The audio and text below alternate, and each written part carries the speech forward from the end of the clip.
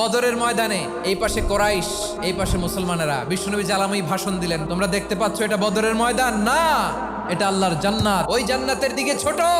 বিশ্বনবীর কথা শোনা মাত্র সাইয়েদনা উমাইর ইবনুল হুমাম বললেন বাখ বাখ, মানে চমৎকার।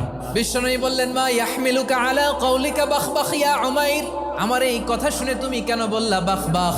ইয়া রাসূলুল্লাহ, আপনার এই কথা শুনে আমি বড্ড খুশি হয়েছি, আর আমি প্রত্যাশা করছি আমি যদি ওই জান্নাতের মালিক হতে পারি তাহলে কতই না ভালো হতো। সুবহানাল্লাহ বলেন। বিশ্বনবী বললেন উমাইর আনতা মিন আহলিহা, তুমি ওই জান্নাতের অধিবাসী, তুমি জান্নাতি। উমাইর চিন্তা করলেন আমি জান্নাতি, নবীর মুখ দিয়ে যখন বেরোইছে ওই জান্নাতে তো আমার ঢুকতেই হবে, কিন্তু হাতে 3টা খেজুর খেয়ে যদি জিহাদের ময়দানে যাই তাহলে জান্নাতে যেতে তো দেরি হয়ে যাবে। এই চিন্তা আসা মাত্রই খেজুর 3টাকে তিনি ছুঁড়ে মারলেন, তলোয়ার বের করে আল্লাহু আকবার বলে বদরের ময়দানে ঝাঁপিয়ে পড়লেন। আল্লাহর শত্রুদেরকে কচুকাটা করে এক পর্যায়ে শাহাদাতের সুধা পেয়ে নিজেও জান্নাতি হয়ে গেলেন। পড়েন সুবহানাল্লাহ।